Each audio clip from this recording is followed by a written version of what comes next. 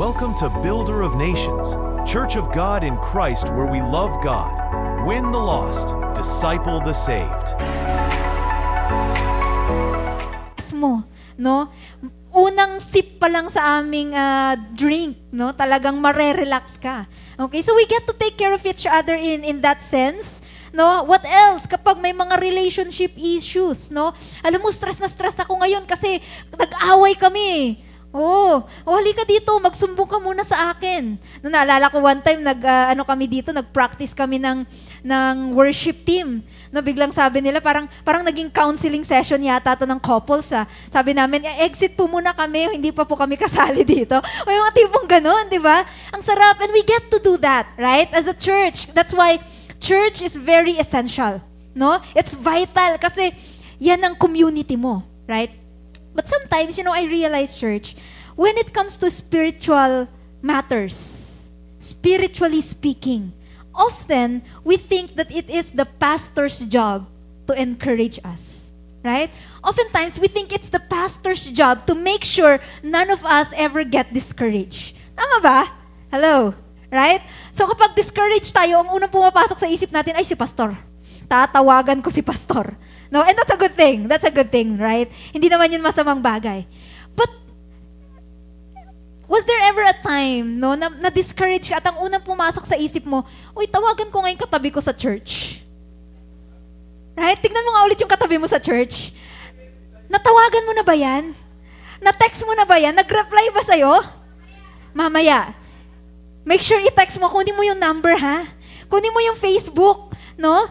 Sumagi na ba ever sa isip mo na pag meron akong problema spiritually, kapag nadi-discourage ako, kapag gusto kong mawala, maglaho na parang bula, no?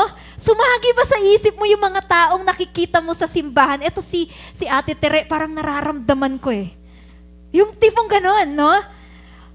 O kaya naman, ito si Adrian, no? Ganyan-ganyan lang yan, pero ganyan talaga yan. Pero pwede ko yung ma-message. No? Sumasagi po ba sa isip natin yon? Alright? And in Hebrews 3:13, yung binasa lamang po natin, no, it says there, but encourage one another every day. Hindi po sinabi doon na, but pastors, encourage your congregation every day. I'm sorry to tell you guys, it's not just the pastor's job, right? It's not just your leader's job to encourage you. It is each of us. Every one of us has been given the charge to encourage one another. Why? Why do you think so? No? Sabi siguro rin, Lord, kawawa naman yung mga pastor. Baka wala nang gustong magpastor. No? Kung puro pastor ang mag-encourage. But the pressing matter is that the world that we live in right now is so corrupted. And worse is that you and I were all corruptible. Pwede po tayong makorrupt. Right? Wala po ni isa sa atin na pwedeng makapagsabi na hindi siya madadala sa tukso ng mundo. Tama po ba? The world is so enticing. Right? And if only one person is doing the job of encouraging us all, how do you think are we doing fighting that battle? Do you think we guys are winning? Sa tingin niyo po ba nananalo tayo pag ganung tipong isa lang ang nag-encourage sa atin? Right? Tapos minessage mo si pastor, nako, cannot be reached. May speaking engagement, hindi matawagan. Right? Tapos minessage mo si Pastora Jess, nako, may trabaho, kasalukuyang nagko-calls, hindi sumasagot sa akin. No? Tapos minessage mo si Pastora Mitch, tulog kasi panggabi trabaho niyan. Tapos minessage mo si Pastor Ardan, nandun, busy gumagawa din ng Grahams. Hindi pala. No? Andun din, nagla-life group. Paano na to? Right? No? Sabi pa naman natin, this is the month, it's the Pastor's Appreciation Month. No? Kaso lahat ng pastor busy. Paano na to? Patay na. Patay na tayo as a church. Sabi natin, corrupted ang world. Right? And so it's very important for us to understand, it's not just the pastor's job to encourage us all. Alright? One of the topics that we have discussed before is when compromise culture corrupts the church. And this tragic thing happens when each of us, ang bawat isa po sa atin, no, on our own, we allow compromises in our lives. right? Thinking, it doesn't really affect the church naman. Kasi ako lang naman to eh. No, hindi ko naman dinamay si Ate Carms. 'Di ba? Hindi ko naman siya niyaya, ako lang naman. No? So sometimes ang thinking natin, yung ginagawa ko, no, hindi naman nakaka-apekto sa church. But church, let me remind you today what the church is. The church is you and me. Right? Every single one of us. So everything that happens in your life has a direct effect to the church. Right? Direct effect to the church. So kung nakokompromiso ka, no? At ako din, nakokompromiso din ako, pag samasamahin mo yon na we have a church that is compromised by the corrupted culture of the world. Tama? Amen? Then, if that's how we are living our lives, then our church is already compromised by the corrupted culture of this world. And so for this reason, Apostle Paul in his writings in Hebrew reminds us today to take care. Pakisabi po, take care. To look upon one another, to encourage one another. Amen? Binibigyan po tayo, no, ng salita ng Diyos ng responsibilidad bawat isa po sa atin to take care of one another, to look upon one another, to encourage one another. Pakisabi nga po, pwede po bang sabihin natin to, no, sa ating mga katabi? Binibigyan kita ng karapatan na paalalahanan, pangaralan, at tulungan ako na hindi magkasala at hindi sumunod sa takbo ng mundo. Amen. Pwede po ba yan na maging kultura ng ating simbahan? Na kapag may kapatid ka sa pananampalataya, makikialam sa'yo, hindi ka magagalit. Hindi tataas yung kilay mo dyan, oh. Plakadong-plakado pa naman yung kilay mo, tas tumataas, di ba? Pumapangit yan, kapatid. Ang ganda ng pagkakahulma mo eh. Tama ba? No? Pwede bang pag may kapatid sa pananampalataya, magre-remind sa'yo, kapatid, parang napansin ko. Pag ganun ang bungad sa'yo, ang bungad mo pabalik, ngiti. Pwede ba yon? Na hindi kasi simangot, eto na naman to siya, pakilamera talaga to eh. Amen? Pwede bang may galak sa puso natin pag ang kapatid natin sa pananampalataya, kinokorek tayo, pinapaalalahanan tayo, no? Para hindi lang tayo kay pastor sumisimangot. No? Para hindi lang tayo kay leader, no? Nagsusungit. O hindi ngayon, lahat na. Hindi na natin susungitan. Amen? Amen? Amen. All right. Praise the Lord, no?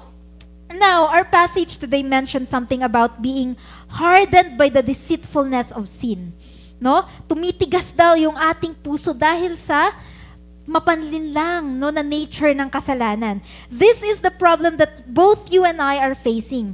Sin is deceitful.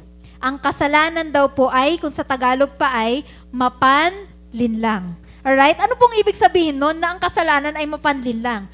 That means that sin is what? It is tasteful. Anong paborito mong pagkain? Ano paborito mong inumin? Ang kasalanan, parang ganyan. Malasa. Tasteful. Alright? What else? Exciting. Oh, nakaka-excite. Ano pa? Enticing. Right? What else? Entertaining. Nakakatuwa. Nakaka-entertain. What else? It is, what? It feels good. Masarap daw sa pakiramdam. No? And it does things for us that satisfies us in a way that discipline does not. Nasasatisfy ba kayo pag dinidisiplina nyo yung sarili nyo? Oy, wow! Praise the Lord, no? But for most of us po, salamat sa isang kaluluwang natutuwa sa disiplina. Praise the Lord. No, but for most of us, and for most of the times, no, medyo hindi masarap ang disiplina. Tama ba? And the Bible speaks of that. No? Walang dinidisiplina na natutuwa, walang disiplina masarap. But then, when it comes to sin, sin is deceitful. Ang sin, masarap. It's exciting. It feels good. Right? However, no, it has a bitter aftertaste. Okay? Kaya nga siya deceiving eh. Kaya siya deceitful. Parang masarap sa una. Pero yun pala sa dulo, may hindi masarap na lasa. Okay? Naalala ko nung nasa Subic po kami, pumunta kami ng Subic. Nung nag-breakfast kami doon, buffet eh. Kita mo, ang daming pagkain, no? Ang daming drinks. So pagtapat ko sa drinks, sabi ko, nakita ko yung orange juice. Parang ang sarap ah. Freshly squeezed, fresh talaga.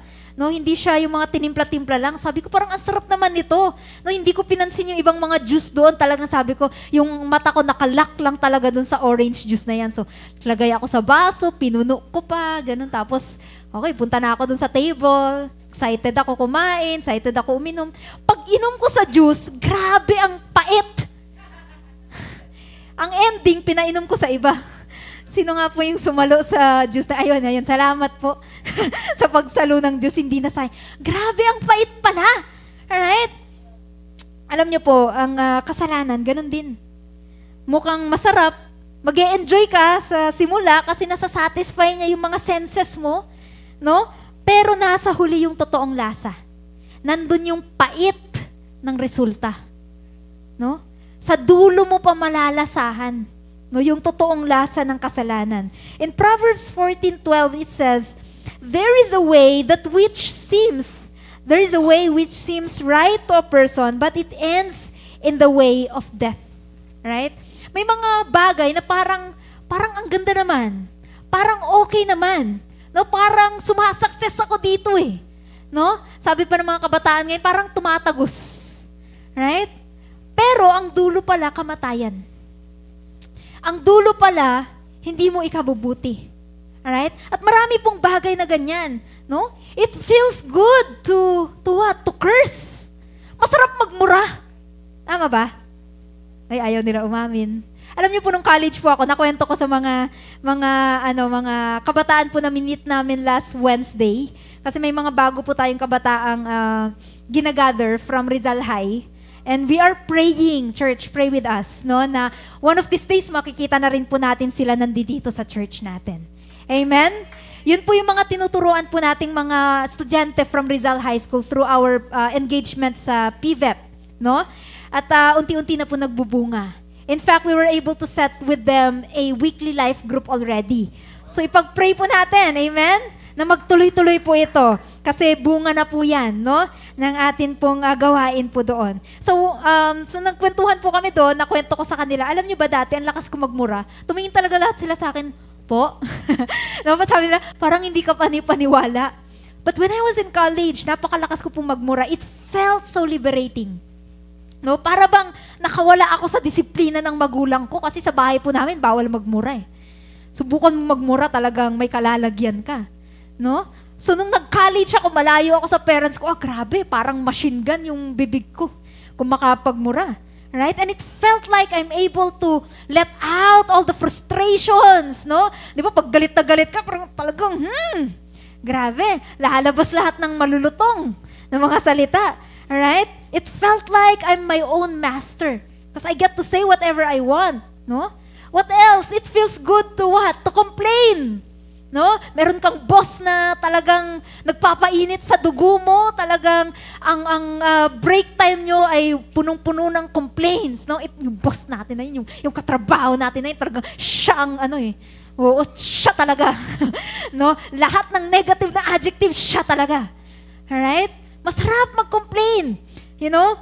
You can bring out all your heart's contents, you know, and relieve yourself of certain anger. But then, the next thing you know, when people see you, they will turn their back. They will go the other way. No? Bakit? You have now become the person, you know, you have now become a toxic person. Right? You have now, you know, become, you know, kasi laging mura, laging complaints. So now you've become the negativity that they didn't want in their lives. Amen? Sa dulo. Nasa dulo ang bitterness. Right? What else? It's enticing to be in a sinful, you know, sexual relationship. Tama ba? Masarap po yan. It satisfies our carnality. Right? It gives us the thrills and the highs. Right? But the next thing you know, you will be jumping from one relationship to another. No, unable to find satisfaction, objectifying others and being objectified yourself. Right? And what else? Losing trust in people, nagkakaroon ka ng mga trust issues. Hindi mo na kayang magtiwala. Hindi mo na kayang magmahal ng buo. Right? You are now broken and bitter. It leads to that. It's exciting to lie, and make excuses and make fool of everyone else. Pag nauuto mo ang lahat, napapaniwala mo lahat, exciting yan. Right? It makes us feel mightier than everybody else. But the next thing you know, nobody trusts you anymore. Right? And you can't even distinguish anymore what's real and what's not. No? Pati ikaw sa sarili mo naguguluhan ka na, ano ba yung totoo sa mga sinasabi ko, ano ba hindi? No? Ano ba yung mga inimbento ko sa mga hindi ko inimbento? Gulong-gulo na rin tayo sa mga sarili natin. Let me tell you what, lahat po ng itong napagdaanan ko po. Right? I've been here, been there, done that. Kaya pong mga youth po natin, pag sabi ko, okay na, nakabalik na ako. Huwag ka nang pumunta. No? I've been through these things, right? The thing is, making lies, making excuses, it traps you in a loop of overwhelming confusion. Sin will do things for you that may feel good, right? But it will most definitely do things to you that won't be good. Amen? It will always have a bitter aftertaste. But that's the tricky part, okay? That's the tricky part. Bakit? Kasi, the more that you commit sin, no? The more kang gumagawa ng kasalanan, the more tayong nagkokompromiso, nasasanay tayo sa pait. We get used to the bitter aftertaste of sin. How many of you here, you've at least tried playing any string instruments like gitara, bass, o kaya ukulele? Sino sa inyo? Marunong kang tumugtog o kaya naranasan mo man lang? Right? Ayan, marami-rami dito. Okay? Pag bago-bago ka pa lang po na tumutugtog, mabilis kang tumigil. Bakit? Anybody here who knows why? Ayan, masakit po sa kamay. Alright? Pag mga 5 minutes ka pa lang tumutugtog, umiiyak ka na kasi namumula na yung mga daliri mo. Right? So you stop easily because it hurts your fingers. But over time, you would notice, no, tumatagal na yung pagtugtog mo. Bakit? May kalyo na. Tama po, exactly. Nagkakakalyo. Patingin ng mga kamay ng mga musician natin dyan. Meron po, bastara. Right? Nagkakakalyo. And because it's already calloused, playing the instrument is not as painful as it used to be anymore. You get to keep going. Tama po? Right? The same with the heart. The same with the heart. Every unconfessed sin, right? Every compromise, every moment of pride, every grudge that you held on to adds callous to the heart, right? Until it hardens. And that happens, and what happens when the heart has hardened? Anong nangyayari? No? Kapag hardened na, may kalyo na yung ating mga puso, we're now unstoppable in making sins. No? Hindi na tayo nababother sa bitter aftertaste ng kasalanan. Right? Kalus na. Matigas na yung ating mga puso. And what happens? No, when the heart has hardened, it shuts off from God and others. Right? Church, beware of a hardened heart. It shuts off from God and others. Right? Beware of a hardened heart. It shuts off from God and others. And what are the dangers of this? Unang-una po, you stop being moved by God's word. Right? Have you ever felt like God is speaking to you, but your heart wouldn't respond right? Yung alam mong nangungusap ang Lord sa'yo, you do your devotionals, in the morning, you open your Bible, or you listen to a preaching, you come on Sundays, you sit in your favorite spot on the church, and you listen to the preacher, babble for an hour or so, and yet, your heart wouldn't respond right to whatever it is that you're hearing. Your heart is going to the other direction. It's running away. Have you ever been in that situation? Naramdaman mo na ba yan? When scripture no longer convicts, challenges, or inspires you, and you read it without response or desire to change, that's a warning. Right? That our hearts is being hardened already. Tumitigas na yung ating puso. Kalus na yung ating puso. And the problem is not with the Word of God. No? It's never with the Word of God, but it is in us. The problem is in our hearts. Parang walang iniwan po yan sa isang gamot, a medicine. No? Minsan, may mga medicine po hindi tumatalab. Ang tawag po nila dyan yung non-response to treatment. No? May mga ganyang cases po, no? Medically speaking, kung saan may i-administer na gamot sa isang tao, tapos yung gamot, no, it results to little or no effect at all to the person. Kahit tataasan yung dosage, anumang mga experiment yung gagawin nila, hindi tumatalab. No? Bakit? One of the reasons daw, merong tinatawag na may mga genetic factors. For example, sa liver or sa kidney, o may mga instances na yung yung liver enzymes mismo ng isang tao, hindi niya kayang i-convert yung gamot into an active state. Okay? Kaya hindi siya nagtitake effect. So ang problema mismo ay dun sa tao, no? Dun sa organ or dun sa ating genetics, no? So the problem is not in the patient's metabolism or the problem rather is in the patient's metabolisms or genetics and not in the drug, not in the medication, right? The same with a hardened heart. No? Kagaya din po nun, kapag ang puso po natin tumigas, the problem is never with God's word. It remains effective. It never loses its power. But the heart is not responsive anymore. No? It is unable to process God's word. Hindi na kayang iproseso yung salita ng Diyos. No? For so many reasons, siguro dahil punong-puno na ng bitterness. Siguro kasi punong-puno ng problema, no? Siguro dahil punong-puno ng anxiety. Siguro dahil punong-puno ng pride sa puso. For whatever reason, something is wrong with the heart and it could no longer process the word of God, right? That's the problem. There is no more repentance. There is no more godly sorrow. There is no more desire to change at all. All right? Matthew 13. No, I remember when Jesus went back to his hometown. If you know the story, no, pumunta siya sa kanyang hometown and yet he was able to do very little miracle. No, kokonti lamang po yung kanyang nagawang mga milagro. And in that passage in Matthew 13, it said, and he did not do many miracles there because of their lack of faith. And it's not because Jesus was so tired to do some miracles. No, it's not that Jesus is on a day off. Hindi na muna ako maggagawa ng miracles. Si Jesus hindi naman siya nagde-day off ng ganun eh. No? It's not that Jesus has lost his power to do miracles. It is that yung mga tao sa kanyang hometown, they lack the faith, right? That even if they were so amazed with the teachings of Jesus, they're so amazed with the wisdom of Jesus, no?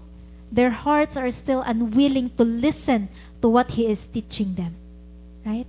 Their hearts are so hardened, no? That even if they know they're amazed with the teachings, they took offense of His teachings. Hello, church. How are we doing today with the Word of God? Do we take offense even if it amazes us?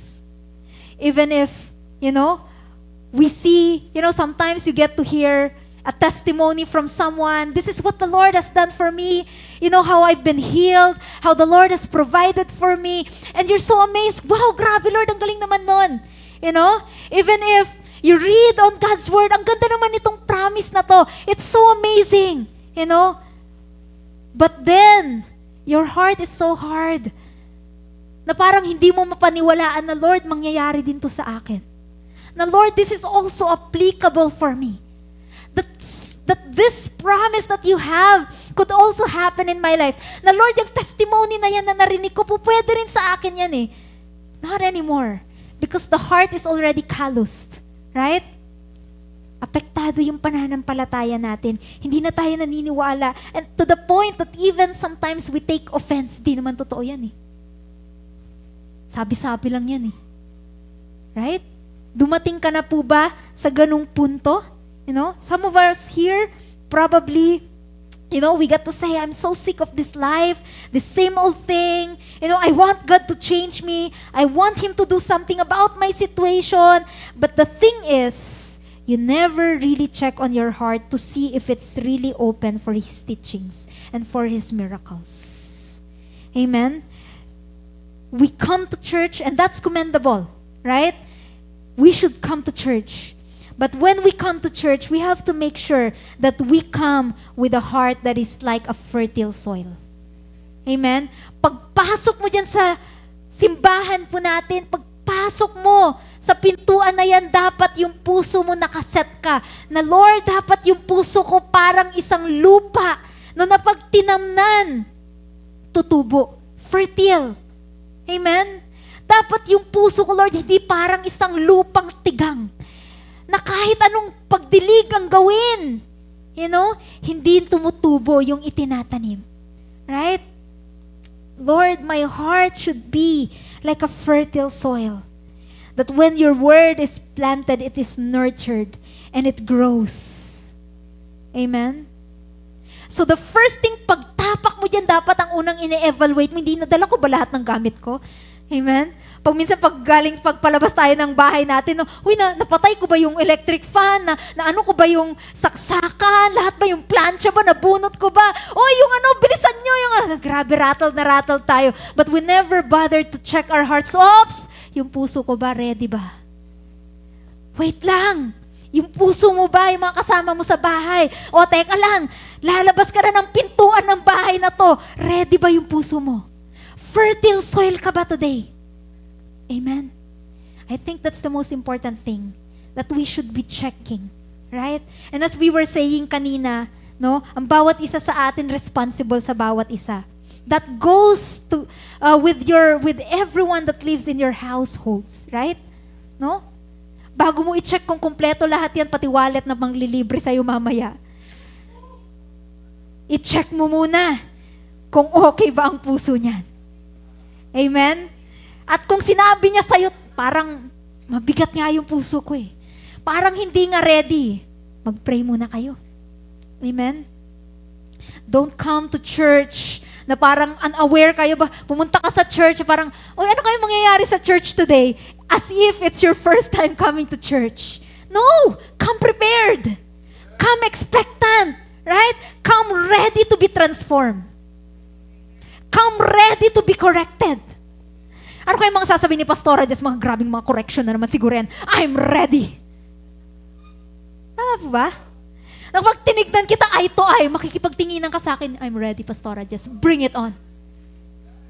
Diba? Yung mga youth natin, hindi na magsasabi sa akin, sana nag-1v1 na lang tayo, Ate Jess. Dito na, mag-1v1 na tayo dito, makipagtitigan ka na sa akin. Amen? Right? We should be ready. Amen? And so we have to check on our hearts. Okay pa ba yan? Willing pa ba yan? Open pa ba yan para kay Lord? Number 2, the danger of a hardened heart. You resist correction or accountability. A hardened heart often reacts with defensiveness. Ang taas ng defense mechanism mo, laging on the defense mode ka. Bakit may kalat dito? Hindi ako yan! Hindi nga nakatingin sa'yo eh. Tama ba? Bakit may naiwan? Di ako yan! Samantalang yung nagsalita nandito, ikaw nandoon. Right? Ang taas ng defense level. Right? What else? Indifference. Ano naman yung indifference? Sinabihan ka, pumasok dito, lumabas doon. Walang nangyari. Walang narinig. Walang kausap. Parang hangin lang na dumaan.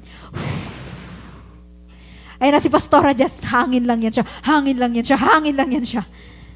Ganun. Indifference. Alright? When you are being confronted about sin or about wrong attitudes. Okay? Ganun yon kapag nagiging resistant na tayo with correction or accountability. One of the funny things nung nag-meet kami ng mga students na minention ko po kanina, I was expecting it to be a light-hearted conversation. Because these are mga hindi pa naman to Christians, But I was just so shocked, because they started asking me difficult questions. Like, difficult questions. Yung isa sa kanila, tinanong ako, Ate Jess, ano ba ang ng Lord sa mga LGBTQ? Sabi ko bigla sa kanya, ano sa tingin mo, anak? Nag-iisip na yung mind ko, grabe, nagulat ako dun sa tanong na yun, Ganun ang strategy, pag nagugulat kayo sa mga tanong, Parang mga teacher lang yan, Ano sa tingin mo? What do you think? Ganun. Pero yung mind ko, Lord, teka lang, paano ko ba ito sasagutin? approach. Okay? Pray na ako ng pray doon, intercede na ako. And then, another one of them asked me, what do you think po of suicide? Ang lalalim po ng mga tanong nila. No, they are asking difficult questions. And one of the things that, would always be my worry with these questions is that they would feel like they are being rejected. That they would feel like, that I hate them, that we hate them, that as a church, we condemn them. Right? And so one of the things that I first mentioned to them is, before anything else that I will say here, I want it to be very clear to you, crystal clear to you, that God loves you. As you are, right? He loves you. Okay? But this is what the Word of God said. Right? And so, after that, nakwento ko po agad, sa kanila, kina Pastor Lee, kina Bishop, and I mentioned, and one of the things that just caught my attention sa sinabi po niya, not his word per word naman na sinabi, is that disagreement does not really mean hate or hating. If I disagree with you, it doesn't mean I hate you. No? If I correct you, it doesn't mean I don't appreciate what you're doing. Right? And so, that should be the case. But a hardened heart, would always see a disagreement or say a correction as an attack. Kapag matigas po yung puso natin, kahit a very gentle reminder, anak, wag mong kalimutan yung ganun lang. You would see that as an attack against you. You would feel like, ako na naman ang nakita. Hindi na naman ako na-appreciate. No? Hindi na naman nakita yung mabuti kong ginawa, ang nakita lang yung hindi ko magandang nagawa. Right? And when that happens, your heart shuts down all the more. You close your heart to people. Right? It doesn't welcome even a gentle correction anymore. There's no room for accountability anymore. There's just pride. Pag sasabihan ka, ayaw mo nang makorek. Hindi, imposibleng ganyan kasi alam ko, ganito. Marami na tayong excuses. Okay? Hindi, kaya ko to, I can handle it. You don't have to say it twice. You don't have to remind me. I know what I'm doing. Just let me be. Okay? Mas alam ko yung ginagawa ko. Ako ang gumagawa nito. Right? Sometimes ba na nanggagaling po sa ating mga bibigyan? Ako, as much as I hate to admit it, sometimes I would catch myself saying those words also. And it's just, it reminds me so much, hey, your pride is acting up. Your heart, check your heart. Kaya yung mga Israelita po noon, because their hearts have hardened so much, whenever God would send a messenger, what will they do? Yung mga prophets na pinapadala po ng Diyos, ano pong ginagawa nila? They kill them. Because their hearts have hardened so much, they resist and kill the prophets. Alam mo, pakisabi po sa sarili mo, tama na yung kakalaban. No? Hindi mo naman kalaban yung kaibigan mo. Hindi mo kalaban yung magulang mo. Hindi mo kalaban si pastor. Hindi mo kalaban si leader. Pinadala yan ni Lord. Amen? Minsan mukha lang talagang kalaban. Kahit si pastora, just ina-admit ko, minsan mukha talaga akong kontrabida. No? Kasi pag yung mukha ako talagang nagsalubong na yung kilay, talagang no? Pero hindi mo ako kalaban. No? Wag nang magtanong po kung kanino. Right? Basta, general, statement. Hindi nyo ako kalaban. Amen? At hindi nyo kalaban ang bawat isa. Right? Noted po. Amen? No? And this is something, that we have to really understand. Because probably you have no idea how many times you have killed a person, metaphorically speaking, because of how much you are resisting. Because of how much you don't want to listen to corrections. Because that person is caring about you, concerned about you. Alam mo, ang isang tao, hindi ka naman yan papakialaman kung walang pakialam yan sa'yo. Parang redundant yung sinabi ko. Hindi ka naman yan i-correct kung walang pakialam yan sa'yo. Tama ba? Kagaya ng ang Diyos, kapag daw ang Diyos dinidisiplina tayo, it's because He loves us. It's because He's our Father. And no good father will not discipline his children. Amen? And so it's the same with the people around us. If your pastor, if your leader disciplines you, it's because they love you. Minsan nga lang medyo pagalit. I-remind mo lang, Pastor, konting hina ng boses, Pastor, ganun. Tatanggap naman po ako ng correction. Amen? Minsan ang trick doon, unahan mo na kasi ikaw nang magalit sa sarili mo. Pastor, alam mo, ganito talaga yung ginawa ko. Opo, ganito talaga yung nangyari. Pasensya na po, hindi na po mauulit. Ayun, Pastor, wala na magagawa yan. Ang sasabihin na lang yan, it's a good thing na na-acknowledge mo yun. Good job. O diba, siya na yung nag-encourage sa'yo, hindi ka napapagalitan. Naunahan mo na.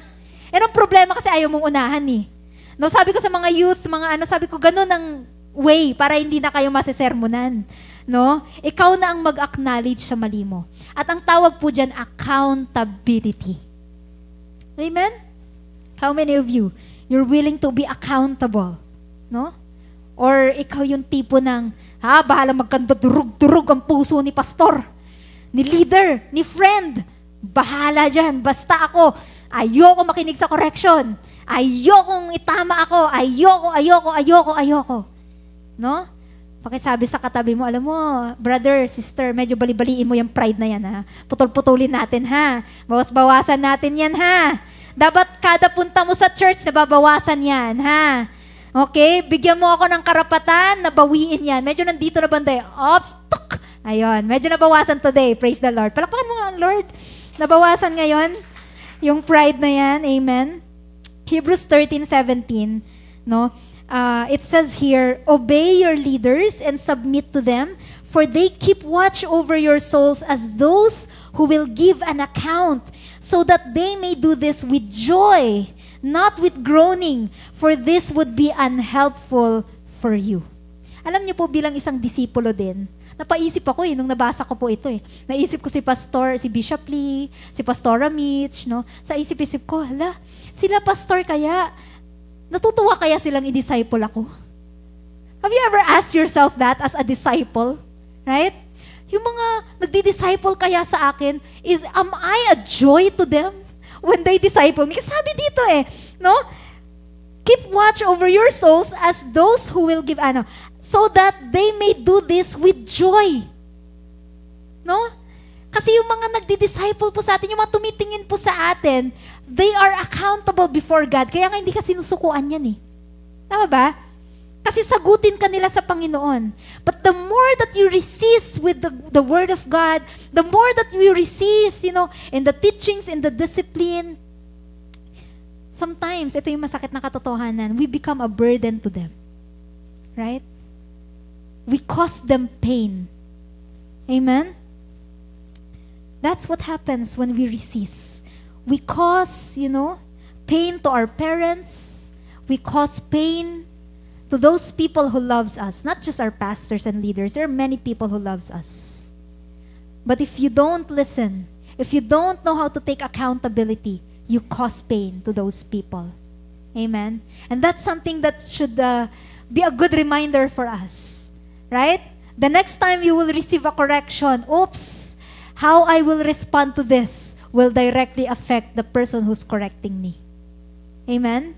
Pwedeng magandang encouragement din po yan, no? That we don't only look upon ourselves. Nasaktan ako. Alam mo, nasasaktan din yung mga tao sa paligid po natin. Amen? And we should also take that into consideration. Matthew 13:37.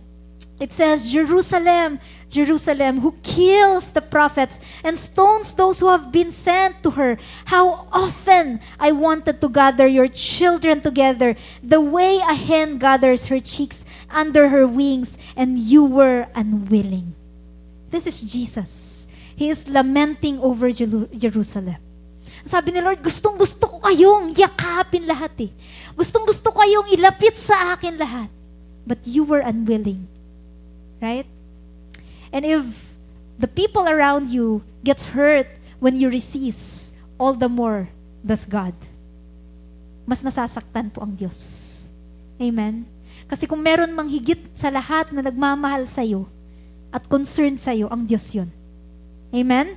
More than anybody else in this world. Pangatlo, you lose compassion towards others. When your heart is hardened, you lose compassion towards other people. Why? Because a hardened or hardness towards God often shows up as hardness toward people. Kapag matigas ang puso mo sa Diyos, matigas din ang puso mo sa mga tao. Amen? You become quick to judge, slow to forgive, or indifferent to others' pain. Amen? And so the question that we have to ask ourselves today, am I still compassionate to others? And when we say compassionate, it's not just mercy. No? Hindi yung nahabag ka lang. But does it compel you to do something for that person? That's compassion, right? Am I still compassionate to others? Do I still care? May pakialam pa ba ako? Lalo na siguro if there's history, right? There's repeated offense, and there's no apology, you're not seeing any improvement. Ako, minsan parang it takes a toll on us, tama po ba? Right? And nawawalan ka ng amor, no, sa mga tao. Ngayon, iba sabi nila, mas pipiliin ko pang magmahal na lang ng mga animals. Kaya marami na po ngayon mga fur parents. No? There's nothing wrong with that, Nothing wrong with that. Pero yung mga animal, yan, mahalin din daw po natin. Right? Because the Word of God says, you love the unlovable. Amen? Just kidding aside. Just kidding. No? Baka i-quote niyo po ako. Baka yun yung mailagay sa wrap-up po natin. Sabi ni Pastora, just yung mga animal, mahalin po natin. Kagaya ng pagmamahal natin sa mga animals. Angel, anak, ha? Ayusin ang wrap-up. Right? Mahal natin yung mga furry friends natin, right? But not on the expense of not loving the people anymore, right?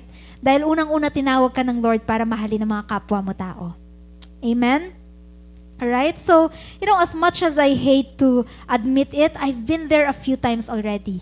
Doon sa nawawalan ng compassion. Right? It pains me to admit that, but it's true.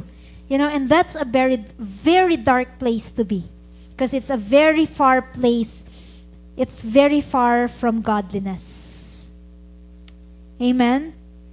A calloused heart could be a heart that's been hurt again and again and again. That's been offended and never got to forgive. And because of that, it no longer loves and cares. It has lost its compassion. It has forgotten its calling to love even the unlovable. Or as we called it today, the animal. Right? Hanggang dito lang po yan, ha? Hindi lalabas ng church natin, ha? Amen. Sa mga kasama po natin sa live, okay, don't quote me for that. Amen. Just kidding. Remember Jonah? Okay? Remember Jonah? Yes! Ang lakas ng yes doon. Amen? When God called him to prophesy to Nineveh, what did he do? He ran away. He didn't want to back it. What's the reason? The reason is because, it's so fascinating when I came to understand the reason. The reason is because he knows that God is compassionate. What? That doesn't make sense. Ayaw niya mag-preach kasi alam niyang compassionate si Lord. Yes, because he doesn't want to give an opportunity for this city to repent. Kasi alam niya pag nag-repent ng mga tao na to, papatawarin ni Lord to. And in his mind, he could not reconcile that. How many of you, you've been in a situation that you don't want to forgive a person, you're holding on to a grudge, you're even praying, Lord, wag mong patawarin tong tao na to, hindi siya deserving. Right? Because you don't think that person should be forgiven. Because you hate that person so much.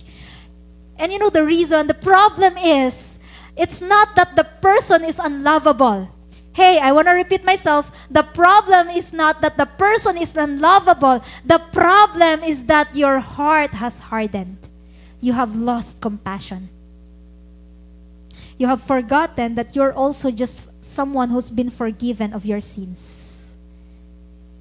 That you are also someone unworthy of love, but God loved you and I, you and me. Amen? So the next time you're hating on someone, kumukulo yung dugo mo, high blood ka. Right? And you want to curse that person. And you want to take revenge on that person. Maybe we should remember. Right? I'm also deserving of the same wrath that I'm giving to that person. But God loved me. Amen? And that's so powerful, church.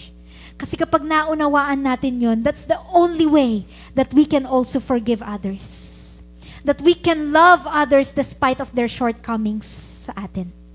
That we can love them despite that we don't agree with them. Amen? And that's a powerful thing. Number 4, you stop caring about spiritual things. Nakakatakot po ito, no? When worship, prayer, fellowship, please, sorry. Thank you so much. Naligo naman ako. Bakit kaya binubuhusan ako ng tubig dito? But thank you so much. Worship, prayer, fellowship, the things that once brought joy to you, now feels like a burden or obligation. Yung magtaas ng kamay para sumamba sa Diyos, parang ang hirap na. Yung mag-pray, parang kinakailangan ang tinding mindsetting, ang tinding preparation para lang makapag-pray. No? Yung makipagsalamuha sa ating mga kapatiran, parang hirap na hirap po tayo. Right? This spiritual numbness is often the fruit of unchecked sin or distance from God. You no longer enjoy your relationship with God. That's the reason why. Amen? How many of you here can honestly say you enjoy God being your father, being your friend, being your companion? No? How many of you can say that? Yeah? Or you're more of like, ano ba yan? Nakatingin na naman si Lord sa akin, di ako pwede magkasala. Gusto kong gumawa ng masama. Ano ba yan? Nandiyan si leader. It has become a burden. Amen? I pray, church, that for us, we still enjoy these things. Because it's a privilege. To worship God is a privilege. To pray.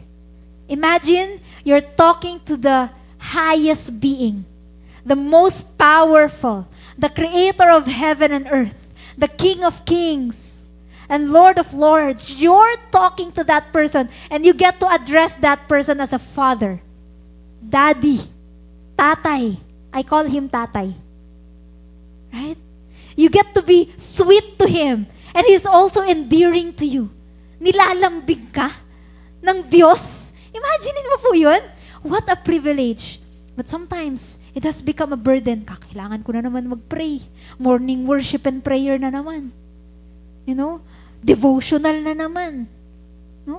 Sunday service na naman. Titignan naman ako ni pastor, ni worship leader, kung nagtaas ako ng kamay. Amen? I pray, church, we come to a point when we don't, have to point out these things. Because it's a joy for us to do this. Number 5, you justify sin instead of repenting from it. Amen? Sin's deceitfulness, as mentioned in Hebrews 3:13 says, make us reliable. Wrong as not that bad, or simply everyone does it. No? Hindi naman siguro yan masama kasi lahat naman Ginagawa yan eh. Right? Instead of repenting. So over the course of time, our conscience dulls and conviction fades. Remember one time I preached and I mentioned of this na ang response po ng brain natin whenever we do something bad, a sinful thing, is that it reduces our guilt response. That's the coping mechanism of our brain. Right? So every time nagkakasala po tayo, it dulls our conscience and our conviction fades. Amen? Hanggang sa hindi na tayo apektado ng ating pagkakasala. Amen? At kayang-kaya na nating laro-laruin ang mga bagay-bagay, i-justify, na-sugarcoat natin. Marami na tayong nalalaman. No? Ito nga ang problema po sa atin, the more na tayo ay nag-grow, no? Or tumatanda bilang mga Kristiyano, no, alam na din natin ang pasikot-sikot ng pagiging Kristiyano. Amen? We know all the right reasons to use. We know all the right terms to lessen the sound of a sin. Right? Amen? And so what's the solution? If these things are the results of a hardened heart, what's the solution? The first one is a preventive measure. And that is shared accountability. No? Babantayan kita, babantayan mo din ako. Pwede ba yon?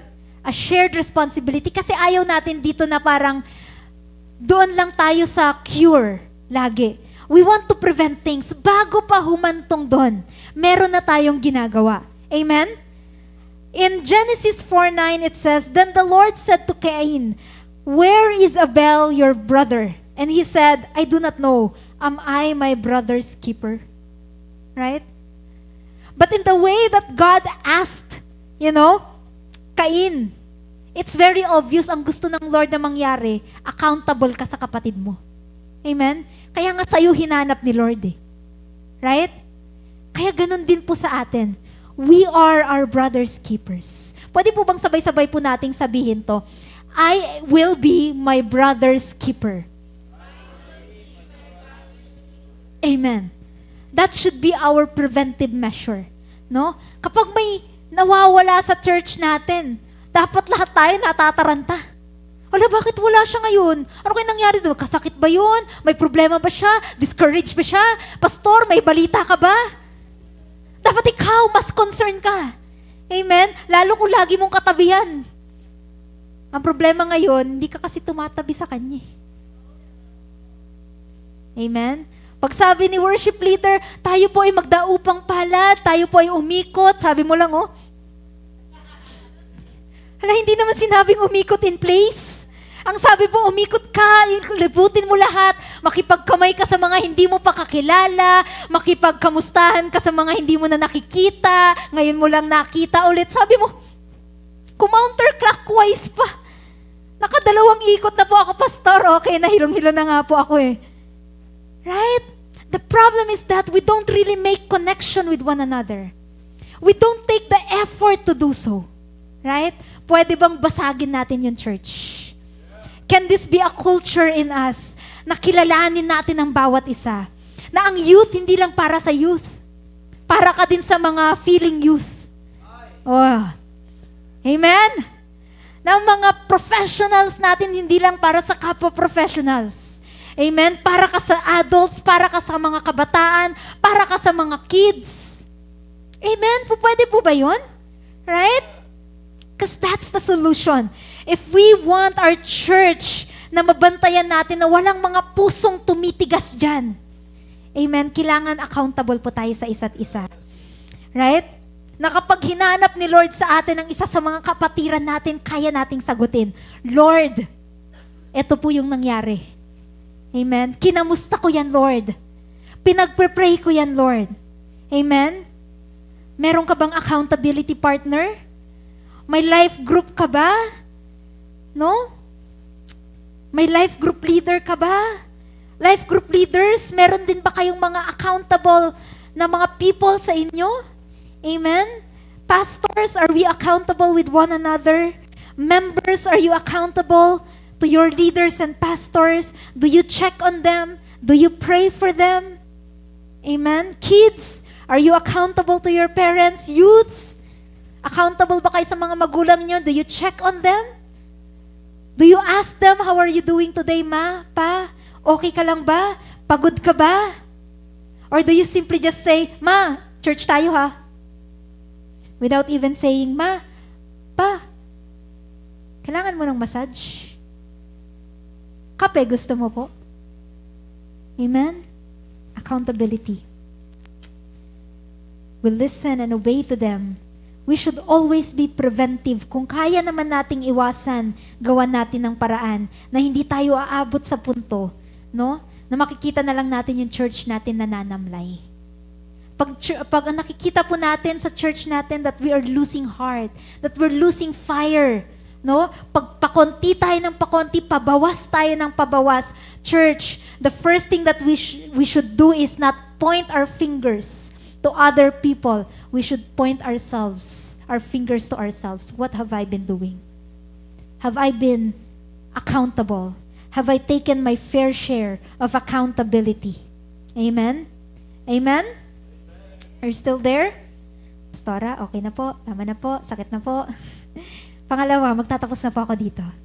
Let God replace your heart. This is the cure. Kasi Pastora, what if nandun na ako? I'm way beyond past preventive measure. My heart is already hard. What do I do? Here's the cure. You let God replace your heart. Amen? You let God replace your heart. Ezekiel 36:26 says, Moreover, I will give you a new heart and a new spirit within you, and I will remove the heart of stone from your flesh and give you a heart of flesh. And once again, I want to declare that to all of you as we stand. Ezekiel 36:26, Moreover, I will give you a new heart. That's not an old heart that's been repaired. That's a new heart. And put a new spirit in you. And I will remove the heart of stone from your flesh. How many of you here right now, you feel like you have a heart of stone? Give it to the Lord right now. God wants to replace that. And He's going to give you a heart of flesh. And that heart of flesh is able to feel once again. That heart of flesh is able to respond right once again. That heart of flesh is able to receive the word of God once again. Come on, stand up, church. That heart of flesh that God is giving you right now is not calloused. That heart of flesh is open, is willing. That heart of flesh is fully surrendered to God, to the will of God. Now, I don't know if some of you here, you are in the process of your heart being hardened. That's only between you and God. Kayo lang ng Lord ang nakakaalam niyan. But if admittedly that's you, I'm giving you this opportunity to raise your hand, to connect with God. This is your chance to come before God. And God is willing. Listen to what I'm saying. God is willing to replace your heart. And God is able to replace that heart. At ayaw ng Diyos na i-repair lang yan, na pagtagpi-tagpiin lang yung basag-basag na puso na yan. Ayaw ng Lord na pagtagpi-tagpiin lang yung mga dati mong ginagawa sa buhay mo, hoping that something new or something good will come out of it. God wants to completely change it. To give you a new heart, a new spirit within you. Lord God, thank you, God, for these people who are humbling themselves before you, Lord God. You see their hearts, Lord. You see the callousness, Lord, of their hearts, oh God. You see the reasons, Lord, why, oh God, they have hardened their hearts. They shut off, Lord God, their hearts from you and from people, Lord God. Right now, Lord, I pray to heal them, Lord. To heal those hearts, oh God. To away, Lord, those hardened heart, Lord God, those heart of stones, and to replace it, oh God, with a heart of flesh, Lord. That once again, Lord God, they will worship you, Lord God, because they feel your love flowing through their veins, Lord God, through their very DNA, Lord God, because they feel your spirit, Lord, ministering to them, Lord God, speaking to their soul, Lord God, right now, to their spirit, Lord God, touching them, Lord God, from head to toe, Lord God. Salamat, oh God. They now, Lord, receive a new heart, Lord God. They now receive, Lord God, a new spirit, Lord. Thank you, Jesus. Thank you, Jesus. And I just feel like right now there are some of you who are still struggling. Some of you who couldn't surrender yet, whose heart is still there, hardened.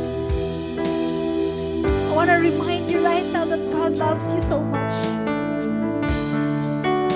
That God doesn't hate you. That even if you have been having a hard time listening to Him for quite some time now, that even if you feel, sometimes you feel guilty, that you don't know how to come to God, come back to God, I want you to know right now God loves you so much. I want you to know right now that God wants to embrace you. That just as He longed to gather Israel, Jerusalem, and like a hand gathering his cheeks, God wants to do the same to you right now. He wants to embrace you fully, acceptingly with His love, with His forgiveness, with His grace. He loves you so much. And I want to pray for you. Father, thank you, God. Lead them, lead these people, Lord. Lead them, Lord, get back to you, back to your loving embrace, Lord God. Like a prodigal son, Lord, running back to his father.